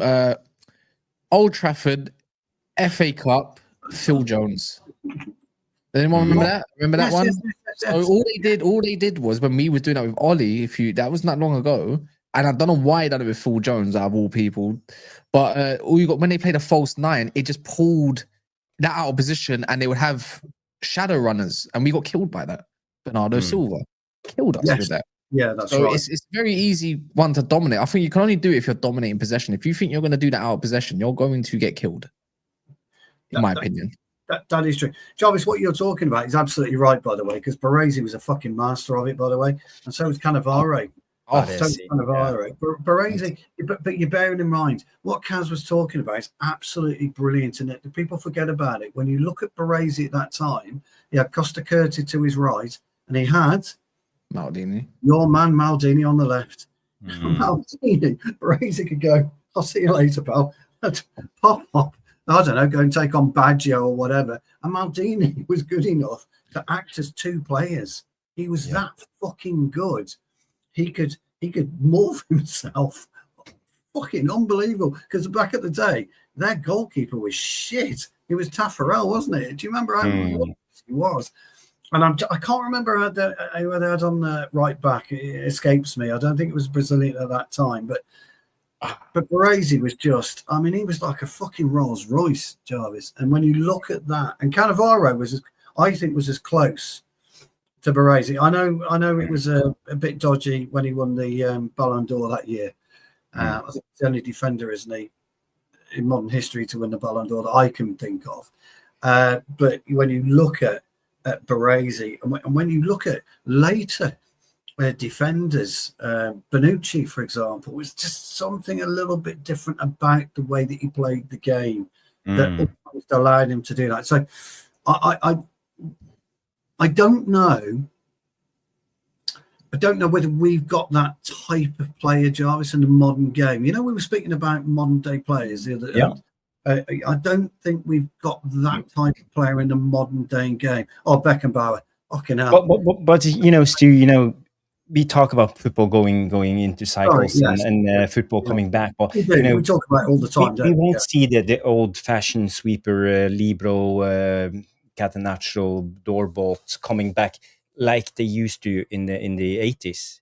There will be a hybrid modern day. So how do you see the modern day libero coming back into the game? What type of player would that be? Oh, libero. We got one right now. Okay. I think Euro would be brilliant at that role. Lenny Euro, yeah. Lenny Euro is actually the perfect 100%. Candidate. See, I always looked at, I don't know about you, but I've always looked at eventually, but I don't know if he's got the brutality for it. But the middle centre back, unless you're going to use like David Luiz, which is another great name for that kind of role, Lenny Euro just needs to beef up, in my opinion. But he's very young. Yeah. He's not strong enough. He's not great. I always find he's not defensively amazing in the air, but attacking the ball in the air in terms of the opposition box, he's actually very underrated. And that's my biggest thing, because he gets dominated. I think if there was like a Giroud type or someone like Chris Woods this weekend, for instance, and he's played the middle, I'd be looking at it thinking, I don't know, man, not yet. Something? Yeah, great point about that. I'm going to upset everybody here, and I apologise, but if you think about it from a footballer point of view, 2 years ago, City had it in John Stones. Oh yeah. Player, he had that, and modern, it was so dangerous for them, wasn't he, John Stones? I mean, we know he's not there anymore, but he had that player in John Stones. So actually, Jarvis, this is a great question. That deserves more time and thought, I think, pal. Yeah, we can get back to it. Really, you know, we can do a little bit of scouting and come back to it on the next show. Yeah, actually, the issue with Amorim, though. The issue with Amorim is, if you look at his back three, whether it was Sebastian Cortez or whatever, he don't really like the libero kind of role unless he's trying to adapt. Or you look at Diomande, who is very good on that, but he likes a brute in the middle of the center. He likes a brute. Someone that's going to be aerially defense dominant. I think he's got the perfect mold in De Ligt. I think he really does. I just think at times he just doesn't trust all the aspects of it, because the team is... If De Ligt had not a Casemiro and a Bruno, and let's just say an Adam Wharton and that, oh my God, this man's... It's a bit like how Larman's... You know, when you get Larman's, you get lemonade. Let's put that as a reference, right? So he's absolutely transformed the confidence of the team, right? Going on at the back. I'd say so anyways, personally. We were talking about it. Like, now, if you have someone, let's say there's Cobby and a Wharton all of a sudden next to each other, as our centre, let's call the centre mid duo of next year. Let's just say that. I think the Licht's roles has become so much easier. The defenders' roles become so much more free, because it's like, but I know Wharton's going to be in the right place at the right time, and I know that that wing back that I've now got, a left wing back, let's just say the starter, whoever that may be, could be Dorgu, he's still very young. I know that his IQ's up there to know that what I'm about to do. I think the job's become so much better. But again, it all comes down if we get the results. Because if we don't get the results, you will never see that vision. Cash, you're right, mate. You're absolutely right. Get that that midfield duo. It opens up the world of possibilities for De Ligt, Yoro, Luke Shaw. Jarvis is right about Luke Shaw. I think Luke Shaw stays. And Newcastle. I don't think I think it's because no one will buy him. Correct. But I think he stays a test of time. I do. But that midfield too is going to be critical, because that really is almost the final piece, because we're okay now up top. You get Mason Mount up there as well within that class within that four. We're okay. It's that midfield too. Look, we were talking about Lemons on Monday, Kaz. We both said, like you've just pointed out, there is an air of confidence about the whole team. One player in goal has done that. It's a bit like Man City. Donnarumma comes in goal. It's like, well, look at the amount of goals they've conceded now. It's minimal in the last 10 games. You go have a check, and the types of goals they conceded as well, and the goals that they have that Donnarumma saved them, aka Brentford. That's 3 points that they got because of that one save. It's mental. It's right now looking at the goalkeeper, thinking that's such an underrated position, because it's true. When you play, I don't know why no one's kind of thought about this in the summer. When you go play your 7 aside, your 5 aside, your 11 aside, if your goalkeeper is crap, you drop back 10 yards. You don't pass him back the ball.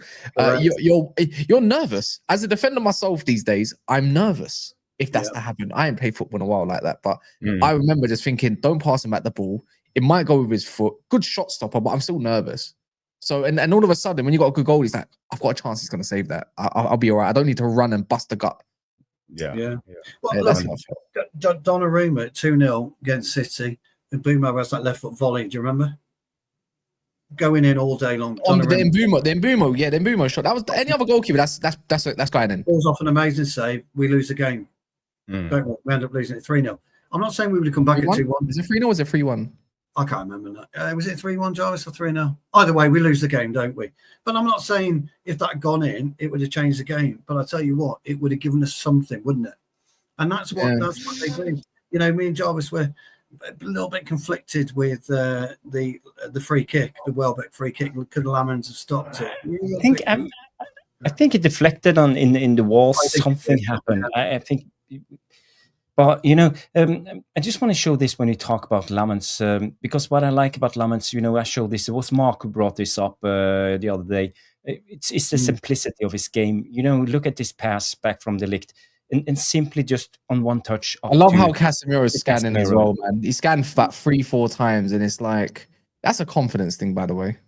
Just telling you. You see scans over his left shoulder. Look at the time Casemiro has on the ball, because usually when we have a play like Onana, he would dilly-dally on the ball, wait, step on it, studs on the ball, wait 5 seconds, and then give it to Casemiro, and Casemiro would be under pressure all the time. So, it's so important making simple stuff, make things tick. I don't know. This is why I really love a player like Sané Lamens. What's your take, Cass? I love him. I love him. I don't care. Look, it's just the new Schmeichel, isn't it? I'm just calling it for what it is. It's just every ball that it's mental. The most simplistic things of the game, people celebrate. But I always say basics are so important. As a defender, defending comes first. These days, they don't even care about your defending first. It's probably about third on the list. They probably want to know if you can pass the ball, let alone control the ball before you defend. It's dumb. But with this goalkeeper, it's just a goalkeeper. He's got okay feet. Look at the best goalkeeper in the world for years now, yeah? He's got okay feet, but everything else he's superb at. Alisson. No one gives a crap about the feet. See, my favourite football, I hate admitting it, is Jurgen Klopp type football. That's my favourite football. Not tiki-taka. It looks good. I get bored of it, though. Just go direct, man. Run at him. Go get me some goals. That's how I feel right now in that era. Like, we were conceding, but when you look at the goals we've conceded, you're like, no, that doesn't really paint the full picture. I think we've actually scored the second most goals in the league. Yeah, we have. Yeah, but our goal difference is... Yeah. Our goal difference is plus what? 1? Is it plus 1? I think so, yeah. I guess what? It's still a positive. It's still a positive. The defence part can get built upon eventually. We're probably going to miss Casemiro for the Tottenham game because he's 1 yellow card away from a suspension. Yes. I'm just hoping that he can get suspended for the Spurs game, as in like gets yellow there. So that means against Everton, surely Kobe Mainu, and that should be enough. It should be enough. Yeah, Come on, man. I'm hoping that's the case. But by all of that, he's conceded 3 goals since he's been on the pitch, and he averages about 57% of game time at the moment on the pitch of available minutes this season. And keeping him fresh is so important. He's been a beast. Just having him that bit more narrow where you don't have to cover space. And the underrated new role of Bruno. Has anyone noticed that Bruno doesn't do his playmaking, drop deep and ping the ball thing anymore? Just go do your best bit. And it's like Cunha and him are now forming this, you play, I drop, you go forward. You see Bruno pointing, you see him pointing, and they're running for one another. That's a relationship that we expect Cunha to probably make a relationship with a wing back. Nah, that's not really the case. Delo's more got a relationship with Shaw. Cunha's got more of a relationship with Bruno. Sesko did. Oh, I love Sesko. Don't get me. What a sexy bastard. Anyways, that guy there. It's like Ten Hag's vision. This is it. This is what he wants or wanted. It looks now more like a 3-1-4-1. Let's call it 3-1-6 because otherwise it just confuses my mind. This is what he wanted, but it's the instruction of it all. We keep a more of a narrow 3-1-6 than a gung-ho 3-1-6 where the defense is so far away from the midfield. You always notice that Casemiro is never too far away from just doing a clamp. And if he is to go forward, this is where De Ligt and Shaw is very important. And Yoro's been the extra man for us last game. Notice that in the last 2 games, he has been available against Cody Gakpo. I know it sounds mad. Cody Gakpo. De Ligt found himself in a lot of free space. Yoro this game found himself in a lot of free space. That right centre-back role, we have got Mazraoui, who will probably be even better and in that role. And I know I love Yoro for what he does, but Mazraoui on the ball is something sublime. I'm hoping he takes the Lowe's role. I'll be really honest. But anyways, guys, if Casemiro, I feel like Casemiro knows he can go forward because look at the way he scored his goal. Why are you so far forward? You're a DM, right?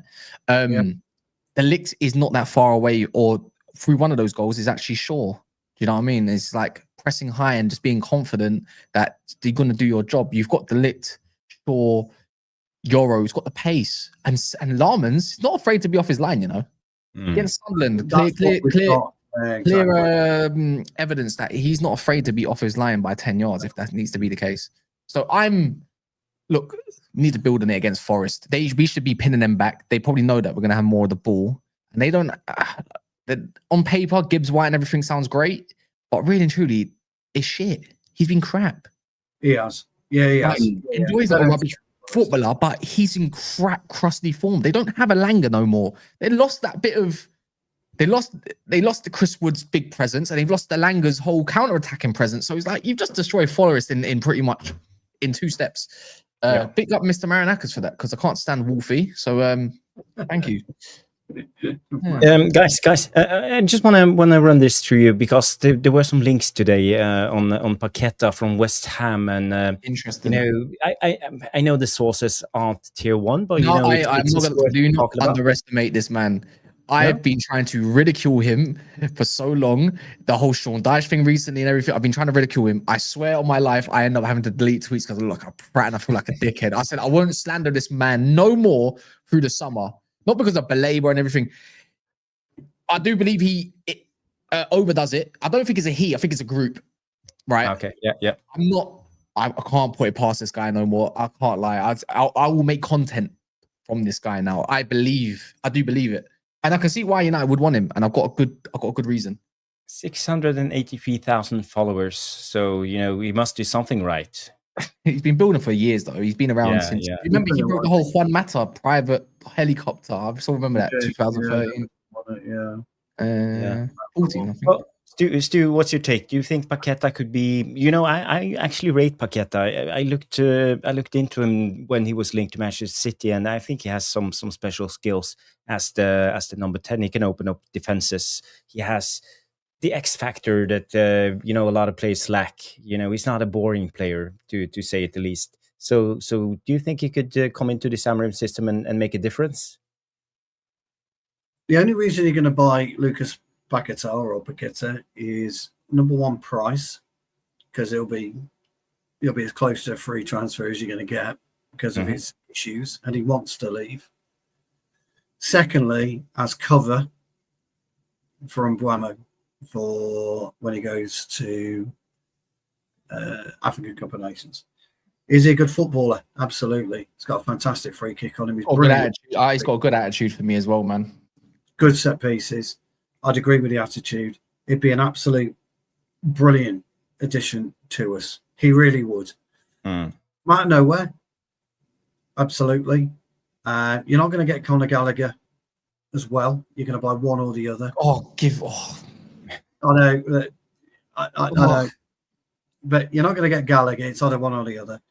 If he's looking at him, and he is looking at Paquetá, then Jarvis, you may well be right with your vision that Mainu is perhaps finished at Manchester. If he is looking at Paquetá, because there's absolutely no room for him, Bruno and Mbeumo, Mainu. There just isn't. Whatever. There just isn't. Look, what you want to say about his off-field stuff, I don't know. We don't know enough about it. I don't know enough about it. There was obviously issues. It's been wiped off. It's been wiped off. Yeah, I saw that. There was. Anyway, would I buy him? Absolutely. Would I have him over Mbeumo? No. And that's my only stance on it. I've got a few takes about this. I've tried to think outside the box. I don't look at it as the Mainu thing. I think United need reinforcements regardless. I don't actually look at him as a 10. I think he's actually worse than a 10. I like him in the 8. Okay. I think he's got an energy that I approve of. He raises our athletic levels.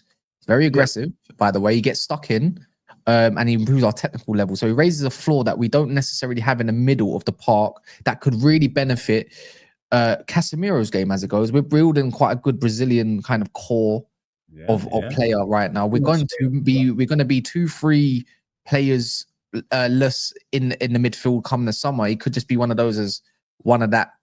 I don't want him to take a spot of the youth, but I've got to look beyond that. Premier League proven and whatnot. So cool.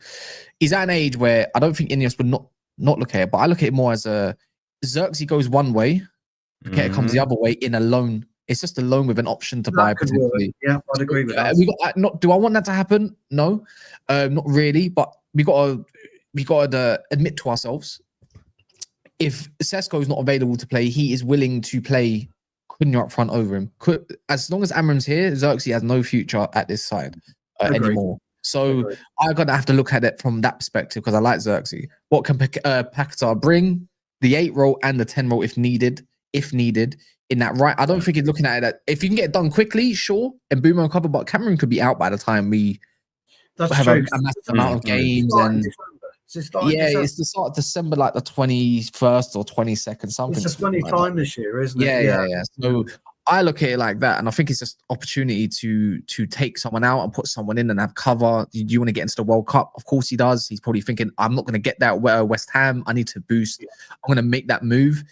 We need an 8. We've been looking at 8s that we can potentially loan Conor Gallagher's and stuff. I'm sorry, that just doesn't move the floor. Can you play Paquetá in? Yeah, can you play? It's my thing is he plays just 2 spaces that Xerxes. I think he actually could play the Bruno role if Bruno is out. As the roaming 8 or whatever you want to call the role. Yeah, what did West Ham pay for him? Do we know? Can we remember? If I remember, was it not around 40 million? They got him quite cheap, didn't they? From Lyon, from Lyon, yeah. Selling quite cheap. I agree. 30 million, 40 million. I think you've called it, Kaz. Actually, I think you've called the Xerxes Paquetá swap. Actually, I've seen him playing at 8. I think he's better when his back's not to goal. I look at him thinking like, if Cunha's out, I've got a bit more of the same kind of profile in Paquetá. Like, do you know what I mean? Or Paquetá. So he's 28 years of age. He's 5'11", 159 pounds. He's 150k a week. That's doable. And on that, Paquetá's never an 8. He hasn't got the discipline, but neither does Bruno. But somehow it's working. It's working, yeah. But when you look at his stats, let me just turn. He's in a crap West Ham side. Can we also admit that he's in a very rubbish West Ham side, and he's not exactly been in the best conditions. So this is his overall stats if you compare him to midfielders. But the problem is, are we going to compare him with the attacking midfielders or midfielders? Where do we see him play? Just go midfielders. Midfielders, yeah. Yeah. So you look at his stats overall, a lot of green. in the high 70s. It looks good. But when you look at this, Could we go back 2 seasons ago by any chance? Because last year was a blip for me. He had too many issues. He didn't play much, did he? Yeah, I'd say if you can get the 23 to 24 chart, I think that will give a bit of overall kind of look. Because I also want to play 8 and the 10 and left mid. That's doable on SofaScore, but I don't think it's on FB refs. But his passing is good. Average, medium, and long passes is in the 80s and 90s. I think that's positive for playing as a midfielder. His passing type, a lot of through balls. He likes to play it forward. Switches, Amorim loves switches. So I think he could fit into this Amorim system. And when you look at the other stats, I would say look at his defensive work, tackles, dribbles tackled. So we know he loves to thrive defensively. But one stat I often look at is tackles plus interceptions, and it tells me a lot about the intelligence of the player. Win the ball and actually do something. So it's 3.2 a game, 97 percentile. That's one of my key go-to stats when I look at players, and it tells me of his intelligence as a player. But when it comes to carries, and especially progressive carries, Amorim loves carries is in the 1%. So there we go. Not as an attacking player, I would say, but if you bring him in, it would be as a midfielder. All right, look in the private chat. Yeah. The interesting thing about that is he's playing alongside Jarrod Bowen. Jarrod Bowen's a ball carrier. Ward Price is a ball carrier. This supports my evidence as an 8, by the way. Just I think you are spot on. Yeah. Did you send me? Was it 2 years ago? Yeah. If you click on the link there, it will say. If you scroll down, it will say 23-24 Premier League and like what you just viewing. Yeah. I've got okay. it, So this is not that part. Keep going down. Can you see it's the 23-24? Yeah. Here we go. Yeah. Okay. So we go to go down. 23. 23-24 season, which was his better season, you could say, for West Ham. It's right there in front of you, like as in it's already there.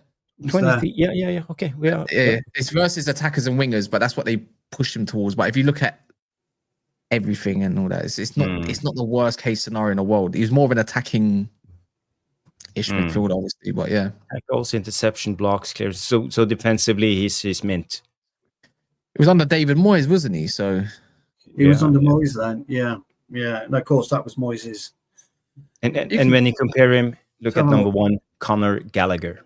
And that was in. Is that what they're comparing him to? So actually, they're comparing him to quite a lot of attackers / midfielders. Again, decent.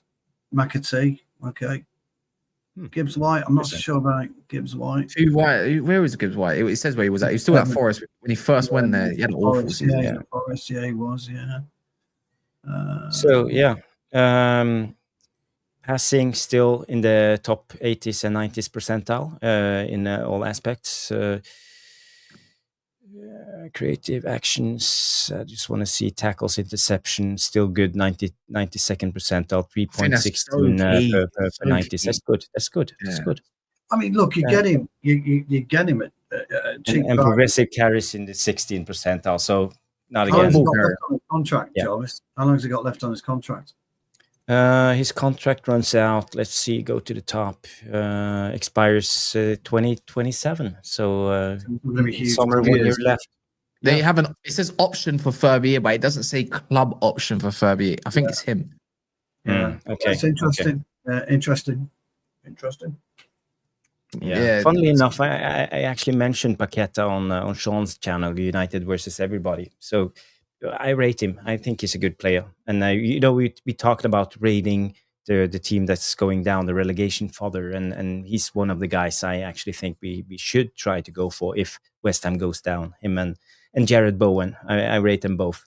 Oh, we know. I think he's not. Bowen's not going nowhere. He's Mr. West Ham. He's with Danny Dyer's misses, all of that. If they go down, It's like 30 years of age. Even if they go down, they still charge premiums. Yeah, they still do. Yeah, West Ham will still charge a premium. You know what is interesting? I think it is his final year. It's quite obvious. Agate, he's gone. I think he goes. Yeah, I think the club. I think it's not a Rúben Amorim. It's the club that he's going. We need to make room. If we can fetch at least half the price we paid for him, that's it. And I think you will get half the price for him. I don't know where, but someone will take him. Yeah. Italy sounds like a great What's his destination. He's on 150 or? Pardon? How much is he on? He's not on a lot. He's not on a lot of money. I don't think. 120, 150. Yeah, I think so. According to Copology, which is a lot of bollocks, by the way, but that's not if we can go off of. He's on 120. Of course, it's only Man United that get the bonus part. So yeah, it shouldn't be too difficult to offload him if we are trying to in the summer. I think a lot of teams would like a player like Ugarte, especially in the Premier League. I think he has the. I think Simeone would love him. Yeah, I think they'll be looking at that. If Conor Gallagher is to leave, not to us exactly, but they'll probably look at Ugarte thinking, "Yeah, that's my kind of player." We probably get him for a good deal. You can see Alvarez on the market, aren't you, as well? From Athletic, Alvarez in the summer. He'll be on the market from Athletic. I can see if that's not a Real Madrid player, I don't know what is. He's 100% going to buy him. Probably sell Vinny somewhere, and it'll be Alvarez, Arda Güler, probably more than or Rodrigo, or whatever, and then Mbappe on the left in his favourite position. It's so obvious. He's such a Real Madrid. I think Vinny's gone as well. I agree with you. I think you're absolutely 100%. But yeah, I think he goes to Alvarez. Yeah, I think he goes to Real. No problem. Yeah. But guys, we are on 41 likes, so if you haven't, please smash the like. It's so important for a small channel like us. Every like counts for about 10 more views. So if you haven't, now is the time. Before we wrap up the show, we are 1 hour 46 minutes into the show. So I just want to wrap up the predictions. How do you guys see us see the result against Forest? And who will be the goal scorer? Look, 2-0 for me. Quite comfortable win. And I think Sesko's going to net with a header, and Cunha. I think Cunha scores. I think he gets on a bit of a roll now. Next 3 or 4 games, Cunha will probably net. So I'm going to go with 2-0 to us. Okay. I'm going to go 2-0 as well. But I really want a 3 or 4. Like, so bad. I just want 3 or 4. I don't care. Yeah. I just there's something about me. Says one goes in, I think a lot of them go in. Okay. Yeah, I think their confidence is that gone. Just think yep, shoot 1, shoot 2. Yeah, we're getting 4. I would love it. I you know what? And I need it. I need it because you know who Wolfie is by now, people. So I will destroy him. Yeah. Make him my bitch. Yes. Well, for me, I think we will struggle a little bit about the low block. I think they will set up in a medium to low block, and there won't be much room. I think our issue will be playing out from the back because they won't press us. I think they will set up in the regular 2 blocks of 4 and go a little bit staggered with the 2 up front. Gibbs White behind Igor, and Igor will just set himself on the licht in the build up, so we can play into the middle. But when we play out to the wide centre backs, Igor will draw back and mark either Casemiro or Bruno. So they will just sit in the mid block, taking out our 2 DMs and waiting for us. So it will be up to us to create play, and it won't give us the chance to play it long or direct and create troubles. Because they will be there swarming us on the second balls. So you saw that Porto game, didn't you? You saw the Porto game, didn't you, at home? That's what they were doing with Igor Jesus and that. But the thing is, I don't think that works against us. I think the issue is with their back line, bar Milenkovic, they're all crap in the air. They're all crap. I'm not joking. They are rubbish by him. They can't. Murillo's rubbish in the air. He can't get up enough, in my opinion. Okay. Williams is crap in the air. That new geezer. Yeah, it's not about winning the duel; it's about winning the second ball. Yeah, and I just don't think that's what I think. This is Douglas Luiz, Elliot Anderson against. I think they are specialists in winning second balls. Oh yeah, 100%. You can see that for Aston Villa now, but Douglas Luiz ain't the same at the moment. Mm-hmm. Anderson's just amazing. But I just think we bypass whatever they want to do. Yeah. I wouldn't be surprised if you find Bruno Fernandes with a lot more space in that middle, just because they're too alert for what Cunha wants to do or Mbeumo wants to do. I think Well, we're gonna yes, I'm a probably little find bit afraid that Bruno will drop down and try to be the regista and try Oh, to bomb with long passes all the time. So baby. You again, it forget could be a frustrating game to watch. And if it comes into Forest's hands, will be just a midfield battle back and forward and nothing happening. We you will forget open up about a little Sesko bit picking the more ball up. when desperation sets in. Sesko's going to pick the ball up and around the 30, 35 yard position, isn't he? So he'll negate a lot of that. If you consider what we did with Brighton, and he dragged Van Hecker out, he will drag Murillo or he will drag Milinkovic. He will drag them out. Because I agree with you guys. I think the second ball with Anderson and Louise in particular, they're quite strong at. But you've got to dispossess Sesko, and he won't dispossess easy. So I don't think they'll get as much attention of the second ball. That's the way I'm reading it. Be really interesting. Really. So what are you thinking, then, my old mate? Well, I don't think it will be a walk in the park. If the game comes into Forest's hands, it will be a tight game. But I think we are the better team, and eventually we will score. And when we score, they have to open up, and then maybe there will be more goals. So let's say a 3-0. So I think we will win it, but not comfortably. Nice. I think we will struggle. Who's your goal scorers? I think Mbumo is on a run, so he will score, and hopefully Cunha, so we get him really going. And let's hope Sesko gets a goal for all. So to share the goals, Yeah, that's the dream. That's the dream. You're front three. But That is the dream, isn't it? I'd rather Sesko gets his goals personally. I want my striker. I want the number 9 getting Sesko hat-trick. something. Oh, you know what? Brilliant. Yeah, I can run agenda. I can run agendas all day long. Yeah, that'd be mint. That'd be mint. Yeah. Sesko gets that, Jarvis. That's the dream, isn't it? Come on. Yes, 100%. It will be. It will be. Well, guys, I know Stu is on the clock. He unfortunately got a little bit of stick last time, so we did almost 3 hours. So it's not always easy, but it's been a brilliant show. I'm grateful that Cass had the time to come on. It's been a while since you came on the channel, so. Yeah, my last one was me arguing Nuruddin because I'm going to be bothered to hear about flipping Ineos out all the time. That was a while ago. That was that was a while ago. That's ages ago. Yeah. That's what it was. That's when it was. Yeah. Yeah, but feel free to pop by whenever you have the time. And we appreciate all the help we can get as a small channel. The algorithms are killing us at the moment after the new update. What's the update? They did some updates.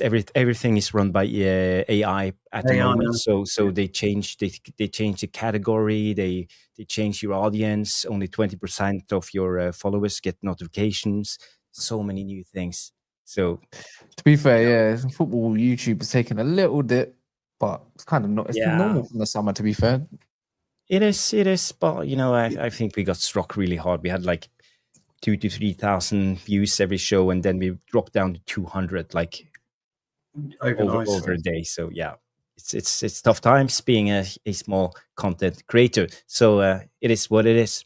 But thank you everybody for tuning in. I want to thank Titanium. I want to thank Sean Jarvis. I chatted with a sports psychologist who works with body. Oh, really? I think he should give you the contact, Jarvis, and get him on. Get him on the show. Yes. That'd be really good if we could get him on.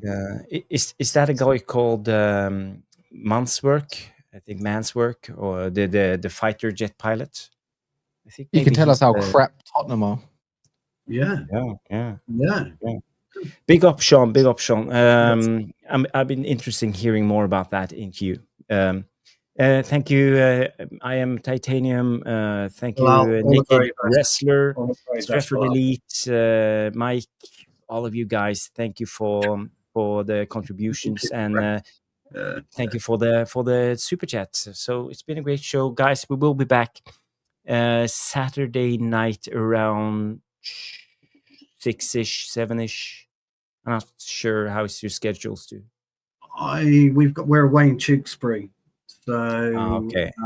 3 I might be able to sneak back for about 7. I'll message you. 7 or 8, but press that notification, and hopefully YouTube will push it out to you, and just keep a close eye on Tactical Devils. When are you doing your next show, Cass? Every day. Every day? 12. I think I never foul. So my one's hot and cold. I'll be real. Is just, but the Man United thing, it's just more at the point where if I can just be bothered.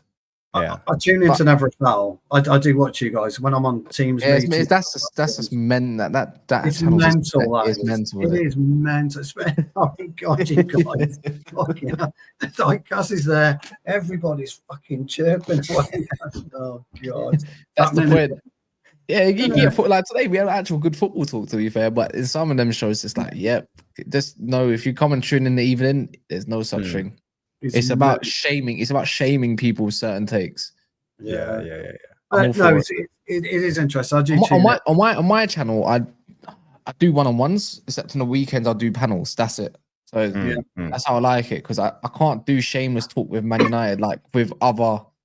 I can't do it. I have to be serious about United. I have a real ick about I'm just gonna say about 97% of Man United fans.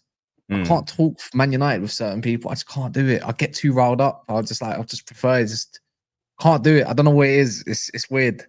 Yeah. I'm a weirdo, man. I'm a weirdo. Someone will say something about Ahmad, and I'm like, yep, I'm gone. My head's gone. I can't even be objective no more. The guy don't even know me. Why am I arguing about another man that don't know me? It makes no sense. Well, this is the thing, isn't it? This is the thing. Well, whenever you go live next time, people tune into Cass's channel. It's a great channel. I tune in from now and then if I have the time. You know, it's my biggest problem is I'm always busy. You know, it's always work, something with the kids or life. You know, that's how it is. So I wish I had more time. I would be in everybody's channel and jump on whenever I could, but you know, it's not that easy. But thank you guys for tuning in. Thank you, Cass, for coming on. Thank you, Stu, for being the co-host, as always, the legend. And the rest of you, we will be back Saturday night doing the match reaction. So everybody have a good night and bye-bye.